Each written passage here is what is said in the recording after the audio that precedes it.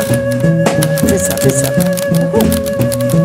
La femme de l'anglo est une anglote. La femme de l'amigo est une amigote. Avec son pote, elle dansote.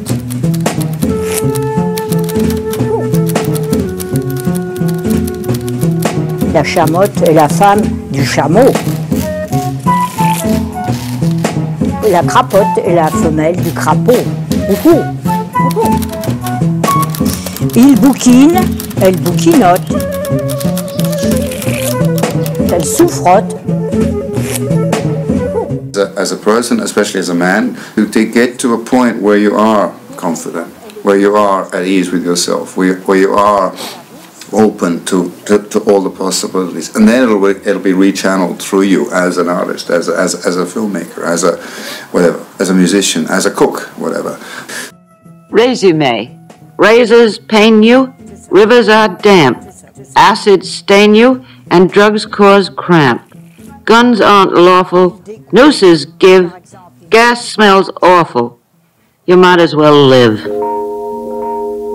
According to the story, that's what the young lady said to the fat man, the fabulously fat, the fantastic, the famous fat man. The best thing we have in life is the ability to choose. The act of choice and decision is freedom. It can be a brief compositional pattern. Then after that, it will fall into words because I know that the words are there. That they are somewhere behind the scene, that they are waiting to come up, you see. And the only difficulty is to find them. Wine drunkenness over the rooftops, storefront boroughs of T-head, joyride, neon, blinking traffic light, sun and moon and tree vibrations in the roaring winter dusks of Brooklyn. You have to go, no matter where work is, or it's, you know, it's the same thing. You have to get up and you go, we're going to write. It's not, you know, oh, I'm waiting for inspiration. Just typing. And it's only through the typing that the words come out.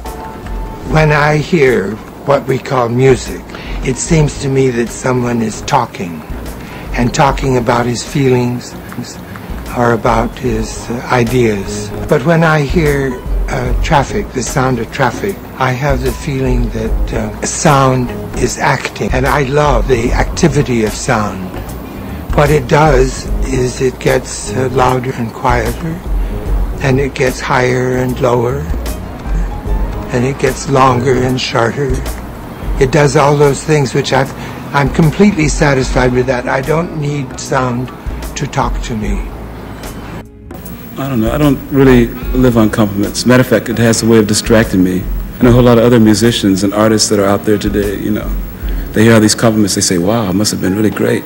So they get fat and satisfied, and they get lost, and they forget about the actual talent that they have, and they start living into another world, you know. I like for them to say he took a few cups of love. He took 1 tablespoon of patience, 1 teaspoon of generosity, 1 pint of kindness. He took 1 quart of laughter, 1 pinch of concern, and then he mixed willingness with happiness. He added lots of faith, and he stirred it up well. Then he spread it over a span of a lifetime, and he served it to each and every deserving person he met. I would feel that a liberal was a person who kept an open mind, was willing to meet new questions with new solutions, and felt that you could move forward. You didn't have to always look backwards and be afraid of moving forward.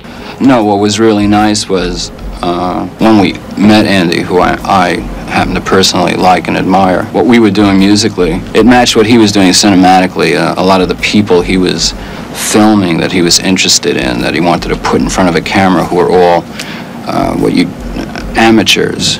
They just loved being in front of a camera. Everybody wanted to be in front of the camera except us. All women come in for this kind of stuff because I keep meeting women who I've heard all my life are bitchy and pushy and so on and so forth. I meet them and they're nice and compassionate people. It's if you don't play your role, you know, if you dare to aspire to something, then you get it automatically. But it's hard for me to remember that.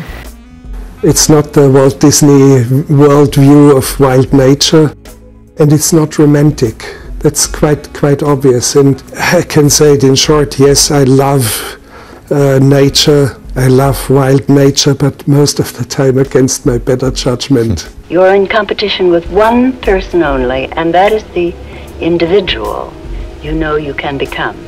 And that is the thing that makes a dancer's life the life of a realist, and gives it some of its hazard and some of its wonder. It is a creative process. It is out of that handling of the material of the self that you are able to hold the stage in the full maturity and power which that magical place demands.